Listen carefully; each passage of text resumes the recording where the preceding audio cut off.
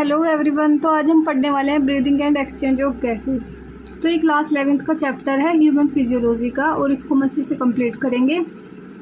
NCERT पे based होगा, और इस लेक्चर को करने के बाद आपके डाउट्स नहीं रहेंगे। मैं पूरी कोशिश करूँगी कि आपका कुछ भी डाउट ना रहे। तो चलिए स्टार्ट करते हैं लेक्चर को। तो देखो, सबसे पहले हम क्या बचपन से पढ़ते आ रहे हैं, सुनते आ रहे हैं कि हम ऑक्सीजन को लेते हैं और कार्बन डाइऑक्साइड को हम छोड़ते हैं। ठीक है, बचपन से पढ़ते आ रहे हैं ऐसा। तो जो ये प्रोसेस होती है ऑक्सीजन को अंदर लेने की और कार्बन डाइऑक्साइड को बाहर छोड़ने की, इसी को ही हम ब्रीदिंग बोलते हैं। ठीक है, अभी कैसी होती है, क्यों होती है, किस में होती है, ये हम पढ़ने वाले हैं इस चैप्टर के अंदर। ठीक है, और इसको ही हम नॉर्मली रेस्पिरेशन भी बोल देते हैं। तो देखो, जैसे हमें पता है कि हमारी अर्थ पे इतने सारे ऑर्गेनिज्म रहते हैं, बहुत सारे, कोई छोटा होता है, कोई बड़ा होता है, कोई मतलब किसी किसी को तो हम देख भी नहीं पाते। ठीक है, तो क्या सब में ऐसे लंग्स पाए जाते हैं इतने बड़े बड़े? क्यों? अब कोई ऑर्गेनिज्म तो ऐसा भी होता है जो एक सिंगल सेल का होता है, तो इसमें लंग्स कैसे पाए जा सकते हैं? तो अब हम देखने वाले हैं कि किस किस ऑर्गेनिज्म में क्या क्या पाया जाता है, किस किस चीज़ से वो रेस्पिरेशन करता है। ठीक है, तो देखो, जो स्पॉन्ज हो गए, सिलेंट्रेट्स हो गए और फ्लैटवर्म होते हैं, यानी कि ये छोटे लोअर ऑर्गेनिज्म होते हैं, ये एक सेल से बने होते हैं ये। ठीक है, तो ये क्या होते हैं, ये सरफेस, ये रेस्पिरेशन के लिए बॉडी सरफेस का यूज़ करते हैं। ठीक है, देखो बॉडी सरफेस का यूज़ कैसे करेंगे? मान लिया ये कोई ऑर्गेनिज्म है, ठीक है, ये इसका माउथ हो गया, ये ऑर्गेनिज्म हो गया। अब इसमें CO2 बन गया, क्योंकि CO2 कब बनता है? हमारी जो सेल्स होती हैं वो एनर्जी लेने के लिए CO2 निकालती है, रिएक्शंस होती है अंदर, तो उसमें से CO2 निकलता है। तो मान लिया इनके अंदर CO2 निकल के ज़्यादा हो गया और बाहर CO2 क्या रह गया? कम है। तो क्या होगा? हमें पता है कि कुछ भी चीज़ हो इक्वल होना चाहती है। ठीक है, इक्विलिब्रियम में आना चाहती है। अगर मान लिया आपने कहीं पानी डाल दिया, ठीक है, तो वो पानी उस जगह जाने की कोशिश करेगा जहाँ पे कम पानी होगा। ठीक है, तो इसमें क्या होगा, ये गैस यहाँ से निकल कर बाहर जाने की कोशिश करेगी, डिफ्यूज़न होगा, सिंपल। ठीक है, और अगर ऑक्सीजन बाहर ज़्यादा है और यहाँ पे कम हो गया, क्योंकि यहाँ पे कम हो जाएगा, अगर CO2 ज़्यादा है तो ऑक्सीजन की मात्रा कम हो जाएगी, तो ये ऑक्सीजन अंदर आने की कोशिश करेगा। तो ऐसे अपने बॉडी सरफेस से रेस्पिरेशन करती हैं। ठीक है, फिर देखो उसके बाद आया अर्थवॉर्म। अर्थवॉर्म करती है मॉइस्ट क्यूटिकल से अपना रेस्पिरेशन, यानी कि ये भी अपनी स्किन से ही रेस्पिरेशन करती हैं।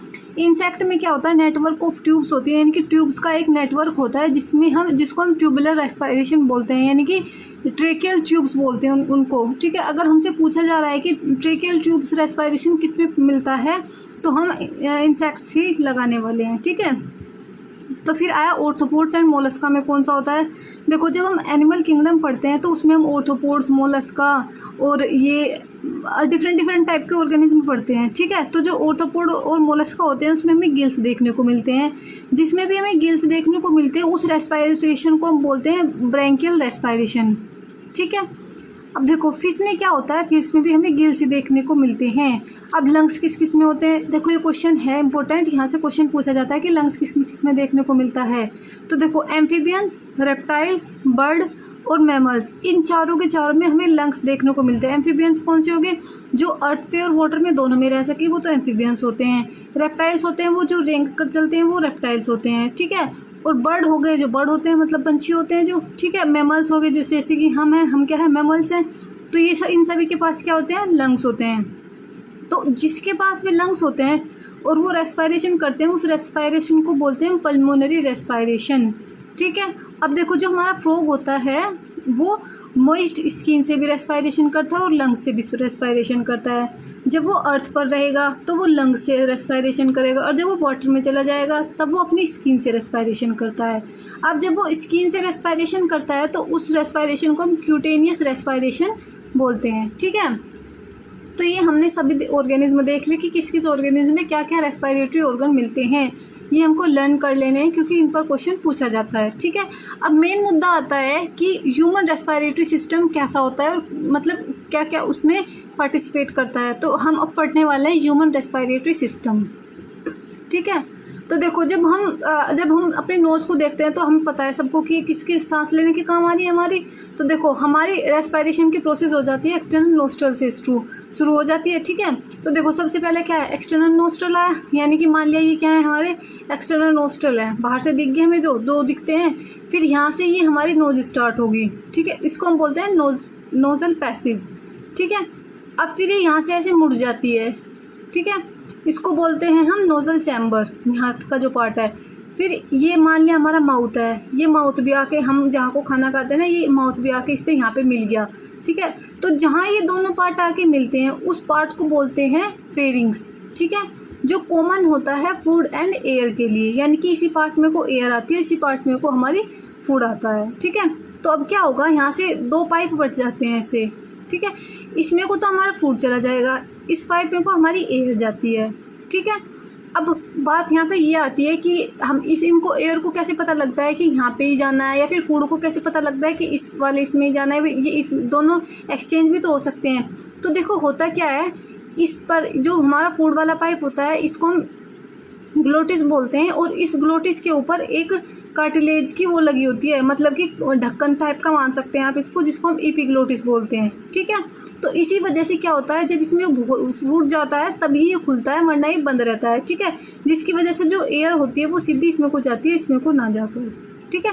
फिर उसके बाद क्या आता है, लेरिंग्स आता है, जिसको हम साउंड बॉक्स बोलते हैं, जो जिसको हम कंठ बोलते हैं ना, ये वाली चीज़। उसके बाद ये वाली चीज़ आ जाती है, ठीक है, जो कि कार्टिलेज की बनी होती है, यहाँ से हमारी साउंड निकलती है। लिरिक्स आने के बाद फिर आ जाता है हमारा ट्रेकिया, ठीक है। तो देखो मैं अगर आपको ट्रेकिया की वो दिखाती हूँ एनसीईआरटी में, देखो देखिए ये तो हो गया हमारा एपिग्लोटिस, यानी कि देखो ये तो हो गया हमारा आगे वाला पाइप, यानी कि इसमें को तो एयर जाएगी, और इसके जो पीछे होता है एक पाइप उसमें को फूड जाता है। तो ये पीछे वाले पाइप का दिखा रहे हैं एपिग्लोटिस, यानी कि उसका जो ढक्कन टाइप का होगा ना उसको दिखा रहे हैं, ठीक है। उसके बाद लिरिक्स आ गया, लिरिक्स के बाद आ जाता है ट्रेकिया, ठीक है। ट्रेकिया क्या होता है, मतलब कि अगर हम अपने आप हाथ लगाएंगे यहाँ पे, तो देखो अब अगर गले पे हाथ लगाते हैं तो हमें दिखता है ना जो ये लंबा सा पाइप, से इसको हम ट्रेकिया बोलते हैं। ये ट्रेकिया नीचे हमारे चेस्ट तक जाता है, up to mid thoracic cavity तक जाता है, और फिफ्थ थोरेसिक वर्टिब्रा पे आके ये लेफ्ट टू राइट ब्रोंका में बट जाता है। देखो यहाँ पे बट रहा है, ये ट्रेकिया यहाँ से आ रहा है और यहाँ से ये बट जा रहा है लेफ्ट और राइट में, ठीक है। लेफ्ट राइट ब्रोंका में बट गया, अभी कहाँ पे बटता है, फिफ्थ थोरेसिक कैविटी पे आके, ठीक है, फिफ्थ थोरेसिक वर्टिब्रा पे आके बट जाता है। फिर उसके बाद क्या होगा, यानी कि अगर मैं आपसे पूछती हूँ कि हमारे लंग्स कहाँ से स्टार्ट होते हैं, तो हमारे लंग्स हो जाते हैं ब्रोंकाई से स्टार्ट, ठीक है। फिर ये जो ब्रोंकाई होती है ये भी कुछ पार्ट्स में डिवाइड हो जाती है, देखो ये डिवाइड हो रही है ना कुछ पार्ट्स में, तो ये भी कुछ पार्ट्स में डिवाइड हो जाती है। तो इसको हम जो पार्ट्स डिवाइड हो रहे हैं उसको बोलते हैं ब्रोंक्यूल्स, ठीक है। अप टू इनिशियल ब्रोंक्यूल्स, देखो अब ये ब्रोंक्यूल एक बार तो यहाँ डिवाइड हो गया, एक बार फिर यहाँ डिवाइड होता है, फिर एक बार यहाँ डिवाइड हो गया, यानी कि जैसे पेड़ की ब्रांच होती है ना वो डिवाइड होती जाती है। तो जो पहला इसका भाग होता है जब ये डिवाइड होता है उसको बोलते हैं इनिशियल ब्रोंक्यूल्स। जब ये सेकंड बार डिवाइड करता है उसको बोलते हैं सेकेंडरी ब्रोंक्यूल्स, और जब ये थर्ड बार डिवाइड करता है उसको बोलते हैं टर्सरी ब्रोंक्यूल्स, ठीक है। तो देखो इनिशियल ब्रोंक्यूल से लेकर, यानी कि यहाँ से लेकर एंड जहाँ तक, मतलब ट्रेकिया से लेके up to initial bronchiole support by incomplete cartilaginous ring, ठीक है। देखो पूरी रिंग तो ऐसे हो जाती है, ये होगी हाफ रिंग। तो ट्रेकिया से लेके इनिशियल ब्रोंकाई तक हमें इन पे कार्टिलेजियस रिंग देखने को मिलती है, ठीक है। फिर उसके बाद क्या होता है, जैसे ग्रेप्स का एक गुच्छा होता है ना, ग्रेप्स का गुच्छे में पहले तो डंडी सी होती है उसकी, और फिर बाद में ग्रेप्स लगा होता है। तो ऐसे ही इसमें होता है, पहले तो ये ब्रोंक्यूल्स हो गए, फिर उसके बाद क्या लगे होते हैं, ऐसे bulb type bag type structure होती है जिसको हम एल्वेलोई बोलते हैं। और जो ये एल्वेलोई होती है ना, यहाँ पे ही हमारा एक्सचेंज होता है गैसेस का, यही हमारा पार्ट है जहाँ पे असली हमारा रेस्पिरेशन का काम होता है, ठीक है। तो देखो इसके बाद मैं आपको बताऊँ, देखो यहाँ पे यही लिखा हुआ है कि ये हमारे ब्रोंक्यूल्स होंगे, ये हमारी एल्वेलोई होगी, ठीक है। और ग्लोटिस होता है जो मतलब फूड, जिसमें हमारा फूड जाता है उसकी कवरिंग होती है जिसको हम एपिग्लोटिस बोलते हैं, ठीक है। और यहाँ पे बता रहा है कि अगर हम बोले कि लंग्स किसके बने होते हैं, तो ब्रोंकाई, ब्रोंक्यूल्स और एल्वेलोई, इन तीनों चीज़ों से मिलकर हमारे लंग्स बने होते हैं। यानी कि यहाँ पे तो देखो ये ऐसे ही दिख रहा था, पर ये बहुत कॉम्पैक्टली पैक्ड होते हैं, ठीक है। उसके बाद आता है कि देखो हमें पता है कि हमें दो लंग्स होते हैं, ठीक है, एक लेफ्ट लंग्स एक राइट लंग। ये दोनों के दोनों लंग्स एक कवरिंग से कवर होते हैं, डबल मेम्ब्रेन से, ठीक है ना। मान लिया देखो ये अगर मैं आपको इसमें दिखाऊं पिक्चर में, तो देखो ऐसे ये हमारे लंग हो गए। लंग पे पहली मेम्ब्रेन ये हो गई येलो कलर की, और दूसरी मेम्ब्रेन इसके ऊपर हो गई, तो दो मेम्ब्रेन से कवर है ये, ठीक है। ये मेम्ब्रेन है ना, इसको बोलते हैं हम प्लूरा मेम्ब्रेन, ठीक है। और इन मेम्ब्रेन के बीच में एक फ्लूइड भरा रहता है जिसको हम प्लूरल फ्लूइड बोलते हैं। ठीक है, अब ये फ्लूइड क्यों भरा रहता है? ये फ्लूइड इसलिए भरा रहता है जिससे कि इनके बीच फ्रिक्शन कम हो पाए, यानी कि जो एल्वेओलाई है ना ये सेफ रहे और इन पर फ्रिक्शन ना आ पाए। ठीक है, तो देखो जो हमारी आउटर कवरिंग होती है ये किससे लगी होगी? कॉन्टैक्ट विथ थोरेसिक लाइनिंग, यानी कि देखो जो हमारा ऊपर का पार्ट होता है ना, ये जो डायफ्राम से ऊपर का पार्ट होता है इसको हम थोरैक्स बोलते हैं। ठीक है, और जो उसके नीचे का पार्ट होता है उसको हम एब्डोमेन बोलते हैं। तो ये जो बाहर वाला जो इसकी लेयर है ये हमारे थोरैक्स के कॉन्टैक्ट में है, और जो हमारी अंदर वाली लेयर है वो हमारी लंग्स के कॉन्टैक्ट में है। ठीक है, तो कुछ डाउट ही नहीं है इसमें। तो इसमें यही बता रहा है, पूछ लेता है कि आउटर लेयर किसके कॉन्टैक्ट में रहती है, इनर लेयर किसके कॉन्टैक्ट में रहती है, तो यहाँ से ही पूछ लेता है। ठीक है, देखो उसके बाद क्या आता है, तो यहाँ तक हमने पढ़ लिया। फिर उसके बाद आता है कि जो हमारा रेस्पिरेटरी सिस्टम होता है उसको हम दो पार्ट्स में डिवाइड करते हैं। एक तो हो गया कंडक्टिंग पार्ट, एक होता है एक्सचेंज पार्ट। अब ये कंडक्टिंग पार्ट क्या होता है? External nostril to terminal bronchi, bronchioles जो होते हैं, यानी कि हमारे जो बाहरी से हमें नाक दिखती है ना, उस नाक से लेके और जो टर्मिनल ब्रोंक्यूल्स होते हैं वहाँ तक का जो पार्ट होता है ना, जहाँ जहाँ को एयर जाती है, उसको हम बोलते हैं कनेक्टिंग पार्ट। ठीक है, कंडक्टिंग पार्ट, उसको हम बोलते हैं कंडक्टिंग पार्ट। देखो इसका काम क्या होता है? एक तो इसका काम होता है ट्रांसपोर्ट करेगा एयर को, यानी कि हवा को लेके जाएगा हमारी एल्वेओलाई तक। ठीक है, एक इसको क्लियर करेगा, यानी कि जो इसमें डस्ट पार्टिकल होगे ना उसको भी क्लियर करेगा। इसको ह्यूमिडिफाइड करेगा, यानी कि इसमें अगर कोई मॉइस्चर वगैरह है तो उसको भी ख़त्म करेगा। टेम्परेचर को इसका सही करेगा। मान लिया हम अब सर्दी चल रही है तो इसको गर्म करके देगा हमारे अंदर, क्योंकि ये एसिड की ऐसी तो हम ले नहीं सकते, हमारी बॉडी इसको यूज़ नहीं कर सकती। तो ये हमारी बॉडी के जैसे इसको मेंटेन करके हमें देता है। ये काम होता है हमारा कंडक्टिंग पार्ट का। ये चारों पूछ लेता है कि क्या काम होता है कंडक्टिंग पार्ट का। ठीक है, फिर देखो एक्सचेंज पार्ट जो होता है वो कौन कौन सा होता है, उसका क्या काम होता है? तो एल्वेओलाई और जो उसकी डक्ट्स होती है ना उसको हम बोलते हैं एक्सचेंज पार्ट। और यहाँ पे ही actual diffusion of O2 and CO2 between blood and atmosphere, यहाँ पे ही हमारा डिफ्यूज़न होता है एक्चुअल में। ठीक है, फिर उसके बाद देखो आ जाता है कि हमारे लंग्स किस चीज़ में बंद होते हैं, हमारे लंग्स इतनी सेफ्टी में क्यों होते हैं। ठीक है, तो देखो ये जो हम सांस ले पाते हैं ये ले कैसे पाते हैं हम? तो देखो जो हमारे लंग्स होते हैं ना वो एक इन थोरेसिक कैविटी, यानी कि मैंने देखो बताया कि जो हमारे मान देखो जैसे कि मान लिया ये हमारा हेड है, ये हमारी नेक है, ठीक है ना, और ये हमारा यहाँ से डायफ्राम हो गया, ये यहाँ पे हमारे लंग्स हैं। ठीक है, ऐसे ऐसे हमारे लंग्स हैं। तो देखो जो ऊपर का पार्ट होता है इसको हम थोरैक्स बोलते हैं, इस जो नीचे का पार्ट होता है इसको एब्डोमेन बोलते हैं, ये हमारी लेग्स होगी। ठीक है, तो देखो ये इन थोरेसिक चैम्बर एयर टाइट, ठीक है ना, तो मतलब यहाँ पे एक चैम्बर होता है जिसको हम एयर टाइट चैम्बर बोलते हैं, थोरेसिक चैम्बर बोलते हैं, जिसमें हमारे लंग्स बंद होते हैं। अभी इसमें चैम्बर में बंद क्यों होते हैं और एयर टाइट क्यों होता है? तो देखिए क्यों होता है। अब पहले तो ये देखेंगे कि ये चैम्बर चारों तरफ से बना किससे होता है, बंद कैसे रहता है। तो देखो डोर्सल बाई, यानी कि जो हमारी पीठ होती है ना, पीठ की तरफ से किससे बंद होगा? ये वर्टिकुलर कॉलम से। ठीक है, वेंट्रल बोलते हैं, आगे का जो चेस्ट वाला पार्ट होता है ना उसको बोलते हैं वेंट्रल। तो जो वेंट्रल से बंद होगा स्टर्नम से। देखो मान लिया ये हमारा क्या है, ये ऐसा होता है हमारा स्टर्नम, और यहाँ से निकलती है हमारी सारी रिब्स। ठीक है, तो इसको बोलते हैं स्टर्नम। लेटरली, यानी कि जो साइड वाला पार्ट होता है ना हमारा, ये होता है हमारा रिब्स से बंद। देखो ये पीछे से तो हमारी वो चली गई, मतलब कि वर्टिबल कॉलम, तो ये ऐसे मिल के हमारी वो जा रहे हैं रिब्स, यहाँ पे जा रहे हैं वर्टिबल कॉलम के पास। तो देखो साइड में से तो ये हमारे रिब से बंद हो गए, पीछे वर्टिबल कॉलम और आगे से स्टर्नम। ठीक है, तो पूरा बंद हो गया ये। तो ये क्या होता है, एयर टाइट चैम्बर होता है, बट नीचे से रहा हुआ है अभी, तो नीचे से क्या आ जाता है, इसमें डायफ्राम आ जाता है।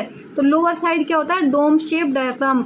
डायफ्राम की शेप पूछी जाती है, तो डायफ्राम की शेप अगर पूछ रहे हैं तो वो क्या है, डोम शेप है। ठीक है, इसके बाद आता है this arrangement essential for breathing, we can not directly alter the pulmonary volume. हम डायरेक्टली ऑल्टर नहीं कर सकते, यानी कि डायरेक्टली एक्सचेंज हम नहीं कर सकते गैसेज का।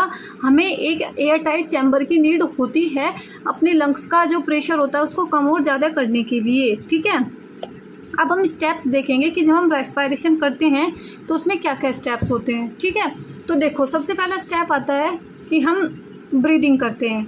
ठीक है, ब्रीदिंग का मतलब क्या होता है, हम एटमॉस्फेयर से एयर लेते हैं। हम एटमॉस्फेयर से क्या लेते हैं, O2 नहीं लेते हैं, हम एटमॉस्फेयर से हम लेते हैं एयर, क्योंकि अब एटमॉस्फेयर में तो बहुत सारी एयर हैं। तो हम वो अलग बात है कि हमारी जब एल्वेओलाई में चला जाता है तो उसमें से O2 ही अंदर जाती है और सारी बाहर निकल जाती है, बट हम लेते क्या है, एयर लेते हैं। ठीक है, तो देखो सबसे पहला पार्ट आया कि हम ब्रीदिंग करेंगे, एटमॉस्फेयर की एयर अंदर लेंगे और CO2 को हम बाहर छोड़ देंगे। सबसे पहला प्रोसेस ये हो गया। दूसरे नंबर प्रोसेस आता है कि हम diffusion of O2 and CO2 across एल्वेओलर membrane, यानी कि देखो अब हमारे नोज से होते हुए, नोजल चैम्बर से होते हुए, फेरिंग्स लेरिंग्स से होते हुए, ट्रेकिया से होते हुए एयर चली गई है एल्वेओलाई के पास। ठीक है, अब एल्वेओलाई क्या मतलब कि ग्रेप शेप की स्ट्रक्चर होती है। एल्वेओलाई में क्या होगा, O2 तो हमारे ब्लड वेसल्स में भेज देगा और CO2 वहाँ से ले लेगा और CO2 को भेज देगा वापस हमारे नोज़ के थ्रू बाहर। ठीक है, तो जो ये डिफ्यूज़न होता है O2 का और CO2 का एक्सचेंज करने का, ये हमारा दूसरे नंबर का प्रोसेस होता है। फिर थर्ड नंबर पे आया transport of gases by blood.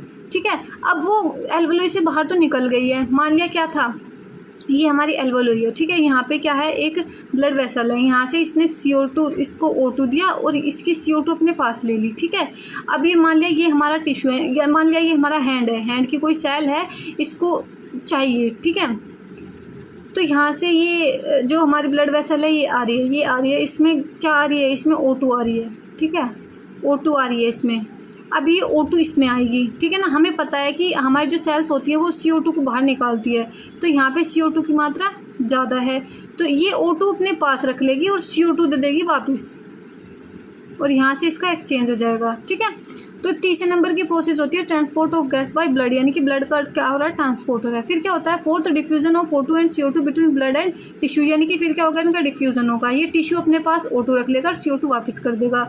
और फिर क्या होगा, utilisation of O2 by cells, अब सेल्स क्या करेगी, इस O2 का यूज़ करेगी जिससे वो अपनी एनर्जी प्रोवाइड करेगी। ठीक है, तो यहाँ तक समझ में आ गया। हमें ये भी समझ में आ गया कि हमारे लंग्स कैसे हैं, हमें ये भी समझ में आ गया कि कंडक्टिंग पार्ट कौन सा होता है, एक्सचेंज पार्ट कौन सा होता है। हमें ये भी पता चल गया कि एयर टाइट जो हमारा चैम्बर होता है वो कैसे बना होता है, और ये भी पता लग गया कि हमारे स्टेप्स क्या क्या होते हैं रेस्पिरेशन के। ठीक है, अब उसके बाद आता है कि मैकेनिज्म क्या होती है, कैसे पता लगता है कि इतनी देर का ही हमें सांस लेना है, ये बिल्कुल परफेक्ट कैसे चल पाता है सब कुछ। ठीक है, अब हम ये देखने वाले हैं। तो देखो मैकेनिज्म कुछ ऐसी है, इसकी दो स्टेप्स होते हैं, एक तो हो गया इंस्पायरेशन, एक होता है एक्सपायरेशन। ठीक है, इंस्पायरेशन क्या होता है, एयर ड्रोन इन, और एक्सपायरेशन क्या होता है, एयर रिलीज आउट। इंस्पायरेशन का मतलब होता है कि हम एयर को जब अंदर लेते हैं तो उसको बोलते हैं इंस्पायरेशन, और जब एयर को हम बाहर छोड़ते हैं तो उसको बोलते हैं एक्सपायरेशन। ठीक है, अब यहाँ तक तो कुछ डाउट होगा नहीं। अब देखो ये दोनों काम होते किस वजह से हैं, by pressure gradient between lungs and atmosphere, यानी कि लंग्स में और एटमॉस्फेयर में क्या किया जाता है, प्रेशर को, यानी कि एक जगह का प्रेशर कम किया जाता है और एक जगह का प्रेशर ज़्यादा किया जाता है। अब जहाँ ज़्यादा है वहाँ से प्रेशर कम की तरफ भागेगा। ठीक है, तो ऐसे प्रेशर ग्रेडियंट बनाया जाता है दोनों के बीच। अब ये प्रेशर ग्रेडियंट बनाया कैसे जाता है, हमें ये देखना है। तो देखो इंस्पायरेशन की जो ब्राउन कलर की लाइन है ये सब इंस्पायरेशन के पॉइंट्स है, और जो ये ब्लू कलर की लाइन है ना ये सब एक्सपायरेशन के पॉइंट्स है। ठीक है, तो देखो inspiration when intrapulmonary pressure less than atmospheric pressure. तो देखो इंस्पायरेशन तब होता है, मान लिया देखो ये क्या है, हमारे लंग्स हैं। ठीक है, ये बाहर का एटमॉस्फेयर होगा, यहाँ से नोज से होते होते कैसे भी करके ये ऐसे करके यहाँ तक लंग्स तक आ गई है। ठीक है, अब लंग्स में क्या हुआ, एटमॉस्फेयर कम है। ठीक है, लेस हो गया एटमॉस्फेयर, तो ये क्या करेगा, अब यहाँ पे लेस है यहाँ पे मोर है, तो ये इस गैस को अपनी तरफ खींचेगा। ठीक है, तो ये तो हो गया इंस्पायरेशन। अब ये क्या, मान लिया ये हमारा एटमॉस्फेयर है, यहाँ से ये प्रोसेस हुई लाने ले जाने की, और यहाँ पे ये आ गए हमारे लंग्स। अब लंग्स में क्या है, ज़्यादा है और बाहर क्या है, लेस है, तो अब ये क्या करेगा, लंग बाहर फेंकेगा चीज़ को। ठीक है, तो देखो अरे पता होगा ना कि डिफ्यूज़न क्या होता है। अगर हम किसी अपने कमरे में मोमबत्ती कह रही वो अगरबत्ती लगा देते हैं तो उसमें क्या होता है, धुआं सारे कमरे में फैल जाता है, क्योंकि वो एक जगह नहीं रहना चाहता, वो सारे कमरे में डिफ्यूज़न होता है उसका। ठीक है, तो वही चीज़ होती है यहाँ पे। तो देखो ये समझ में आ गया कि अगर बाहर का प्रेशर ज़्यादा है तो क्या होगा, बाहर से गैस अंदर आएगी। ठीक है, और अगर अंदर प्रेशर ज़्यादा है तो अंदर से गैस बाहर जाएगी। तो ये इसी वजह से होता है हमारा इंस्पायरेशन और एक्सपायरेशन।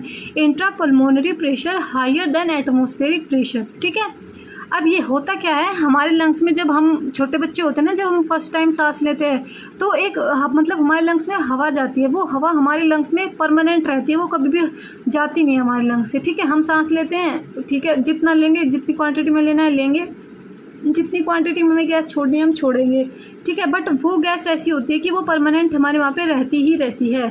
तो देखो negative pressure in the lungs with respect to atmospheric pressure, इसी को ही हम क्या बोलते हैं, निगेटिव प्रेशर बोलते हैं एटमॉस्फेयर के रिस्पेक्ट में, ठीक है। यहाँ तक कोई भी डाउट नहीं होना चाहिए। अब देखो, अब ये जो प्रेशर कम है अंदर, कम या ज़्यादा, ये कैसे होता है हम ये देखेंगे, ठीक है। तो देखो diaphragm and intercostal muscles between ribs help in generation of gradient, यानी कि डायफ्राम होता है हमारा और इंटरकोस्टल मसल्स होती है रिब्स के बीच में, यानी कि अगर ये हमारे रिब्स है ना, तो मान लिया ये हमारे क्या है, रिब्स हैं, ठीक है। तो इनके बीच में यहाँ पे कुछ मसल्स होती हैं जो हेल्प करती है इस प्रेशर को मेंटेन करने में, इस ग्रेडियंट को मेंटेन करने में, ठीक है। तो देखो इंस्पायरेशन में होता क्या है, बाय कॉन्ट्रैक्टिंग, मतलब कि कॉन्ट्रैक्ट होता है डायफ्राम, ठीक है। अब मैंने बताया था आपको कि डायफ्राम की शेप कैसी होती है, डोम शेप होती है, ऐसे बताया था मैंने आपको, ठीक है। अब ये कॉन्ट्रैक्ट होता है, कॉन्ट्रैक्ट होकर ये हो जाता है फ्लैट, ठीक है। Volume of thoracic chamber in antero posterior axis, अब देखो मान लिया ये क्या थी हमारे, ये रिब्स हो गए हमारे और ये हमारा डायफ्राम था, ये हमारी नॉर्मल कंडीशन होगी, ठीक है। ये हमारे क्या हो गया, रिब्स हो गए, ये हमारा क्या हो गया, डायफ्राम हो गया, ये नॉर्मल कंडीशन होगी। अब ये क्या कर रहा है, कॉन्ट्रैक्ट कर रहा है, कॉन्ट्रैक्ट करके ये हो गया ऐसा फ्लैट। अब मुझे ये बताओ कि इसका वॉल्यूम ज़्यादा है या इसका वॉल्यूम ज़्यादा है, इसका वॉल्यूम ज़्यादा है, ठीक है। अब देखो जो हमारा माउथ वाला पार्ट होता है, यानी कि आगे का पार्ट है, उसको बोलते हैं हम एंटीरियर, और जो हमारा लेग वाला पार्ट होता है उसको बोलते हैं हम पोस्टीरियर, ठीक है। और जो पीठ वाला पार्ट होता है उसको बोलते हैं हम डोर्सल, और जो आगे वाला चेस्ट वाला पार्ट होता है उसको बोलते हैं हम वेंट्रल, ठीक है। तो ये 4 साइड होती है, इन चारों साइड का हमें याद रखना है। तो देखो ये मतलब ये हमें बता रहा है कि जो डायफ्राम होता है ये अपना जो कॉन्ट्रैक्ट होके इसके वॉल्यूम को इंक्रीज करता है बाय एंटीरियर पोस्टीरियर, ठीक है। हमें पता लग गया क्योंकि ये तो हो गया डोर्सली, एंटीरियर पोस्टीरियर कर रहा है, ठीक है। अब एक्सटर्नल इंटरकोस्टल मसल्स, आपको ये याद रखना है कि यहाँ पे एक्सटर्नल यूज़ हो रही है, इंटरनल यूज़ हो रही है, आपको इसी भी चीज़ का ध्यान रखना है, क्योंकि ये इंटरकोस्टल मसल्स 2 टाइप की होती है, एक तो होती है एक्सटर्नल इंटरकोस्टल मसल्स, एक होती है इंटरनल इंटरकोस्टल मसल्स, ठीक है। तो यहाँ पे यूज़ होती है, इंस्पायरेशन में होती है एक्सटर्नल इंटरकोस्टल मसल्स, कौन सी, external intercostal muscles. External intercostal muscles contract, वो क्या करती हैं, कॉन्ट्रैक्ट करती हैं lift of ribs and sternum, जिससे क्या होता है जो हमारे रिब्स होते हैं या फिर स्टर्नम होता है वो ऊपर की तरफ उठ जाता है, इंक्रीज वॉल्यूम इन डोर्सल वेंट्रल साइड, जिससे कि जो डोर्सल वेंट्रल यानी कि जो इस साइड का ये साइज़ है ना, ये इसका साइड क्या होता है, साइज़ बढ़ जाता है, यानी कि ये कैसा हो जाता है, ऐसे से ये ऐसा हो जाता है, ये बड़ा हो जाता है, ठीक है। ये याद रखना है कौन सी मसल्स है, और डोर्सली वेंट्रली होता है, ये याद रखना है, ठीक है। अब ओवरऑल क्या हुआ, सबने मिलकर इसका वॉल्यूम बढ़ा दिया, ओवरऑल क्या हो गया, वॉल्यूम इसका बढ़ चुका है, ठीक है। तो इंट्रा प्रेशर मतलब कि intra pulmonary pressure to less than atmospheric pressure, देखो होता क्या है, मान लिया अब कोई बोतल है, ठीक है, उस बोतल को हमने ऐसे दबाया, ठीक है, तो उसका वॉल्यूम क्या हो गया, कम हो गया। तो जब हम उसको ऐसे दबाते हैं तो वो क्या करती है, एयर बाहर फेंक के मारती है, ठीक है, क्योंकि उसका वॉल्यूम कम हो चुका है, वो इतनी एयर अपने पास में नहीं रख सकती। हमारे इसमें क्या हो रहा है कि पहले मान लिया इतना था, अब उसने मतलब कि कॉन्ट्रैक्ट करके वो अब इसका वॉल्यूम इतना हो चुका है, ठीक है। तो अब मान लिया इसमें एयर भरी हुई थी, अब वो एयर बस खाली यहाँ तक ही आएगी, तो अब इसको और एयर चाहिए, तो प्रेशर क्या होगा, कम होगा। भाई एयर है, एयर तो सारे को ऐसे ही रहेगी, पानी तो है नहीं, कि मैं जैसे एग्जांपल बता रही हूँ एग्जांपल के लिए, ठीक है। अब वो ऐसे हो गया तो यहाँ पे क्या हो गया, प्रेशर कम हो गया, लो हो गया। और बाहर एटमॉस्फेयर में तो बिल्कुल सेम ही रहेगा ना, उसमें तो कम कर नहीं सकते, अपने लंग्स में तो कम या ज़्यादा कर सकते हैं। अब एटमॉस्फेयर में यहाँ पे हो गया मोर, इसके कंपेयर में मोर हुआ है, ऐसा नहीं है कि वहाँ पे कुछ हमने कुछ मशीन से कम कर दिया, उसमें कुछ नहीं हुआ, इसके कंपेयर में यहाँ पे हो गया मोर। तो अब क्या होगा, बाहर से एयर अंदर आएगी, ठीक है। तो ये होती है हमारी इंस्पायरेशन की procedure, force air from outside to move into the lungs, air क्या करती है, फोर्स करती है लंग्स में आने के लिए, ठीक है। तो ये हमारी इंस्पायरेशन की प्रोसेस हो गई। अब एक्सपायरेशन में क्या होता है, देखो एक्सपायरेशन में डायफ्राम रिलैक्स। अब देखो डायफ्राम के रिलैक्स में क्या होती है, अब जब ये कॉन्ट्रैक्ट हो रहा था तो ये स्ट्रेट हो जा रहा था, रिलैक्स में क्या होगा, ये दोबारा से ऐसे इस फॉर्म में आ जाता है, ठीक है। अब ये रिलैक्स हो गया तो इसमें इसका शेप दोबारा से ऐसा ही हो गया, और साइज़ कैसा हो गया, इसने जो कैविटी थी उसका साइज़ कम कर दिया, ठीक है। इंटरकोस्टल मसल्स थी वो रिलैक्स हो जाती हैं, और इसमें क्या होता है, रिटर्न स्टर्नम नॉर्मल, ठीक है। यानी कि जो अपने ये रिब्स थे और जो स्टर्नम था वो अपनी नॉर्मल कंडीशन में आ जाता है, ठीक है। उसके बाद क्या होता है, रिड्यूस देयर थोरेसिक वॉल्यूम, जिससे इन सभी की वजह से थोरेसिक वॉल्यूम कम हो जाता है। यानी कि अगर पहले वॉल्यूम इतना था तो वो इतना हो गया घट के, ठीक है, इतना हो गया वो घट के अब, ठीक है। इंक्रीज इन इंट्रापल्मोनरी प्रेशर, जिससे कि यहाँ पे प्रेशर ज़्यादा हो जाता है, क्योंकि पहले वो हवा इतनी ज़्यादा उसमें थी एरिया में, अब वो हवा इतने से में है तो यहाँ पे प्रेशर तो ज़्यादा हो गई। अब इसके रिस्पेक्ट में यहाँ पे तो ज़्यादा हो गया, इसके रिस्पेक्ट में बाहर एटमोसफियर में कम हो गया, इसके रिस्पेक्ट में वो है बाहर कुछ मशीन नहीं लगी कि बाहर हम कम कर जाएंगे, ऐसा कुछ नहीं है। इसके रिस्पेक्ट में यहाँ ज़्यादा होगा तो बाहर का तो हमें कम लगेगा ही, तो अब क्या करेगा, ये बाहर हवा फेंकेगा, ठीक है, क्योंकि इक्विलिब्रियम में आना है, सबको चाहते हैं सब कि बाहर भी हमारे जैसे ही अंदर भी हमारे जैसे ही रहे, ठीक है। तो इसको हम बोलते हैं, अब बाहर हम फेंक रहे हैं तो यानी कि एक्सपायरेशन हो गया हमारा, तो ये हमारी इंस्पायरेशन की प्रोसेस और एक्सपायरेशन की प्रोसेस हो गई है, ठीक है। तो अब हम पढ़ने वाले हैं रेस्पिरेटरी वॉल्यूम एंड कैपेसिटीज़, यानी कि हम कितनी वॉल्यूम अपने अंदर लेते हैं, हवा कितनी अपने अंदर लेते हैं, कितनी हम छोड़ते हैं, कितनी हमारे अंदर रहती है, कितनी डॉक्टर कैसे उसको मतलब यूज़ करते हैं। तो अब हम वो सब चीज़ पढ़ने वाले हैं। तो इसको हम पार्ट को यहीं तक ही रखेंगे, जो इसका आगे का पार्ट होगा वो हम नेक्स्ट वीडियो में कवर करेंगे। तो आप इस वीडियो को भी देखिएगा और जो इसके नेक्स्ट पार्ट आएंगे उसको भी ज़रूर देखिएगा, आपका चैप्टर बिल्कुल क्लियर हो जाएगा, ठीक है। तो वीडियो पसंद आई तो लाइक भी ज़रूर कीजिएगा और चैनल को सब्सक्राइब भी कर लीजिएगा। तो थैंक यू।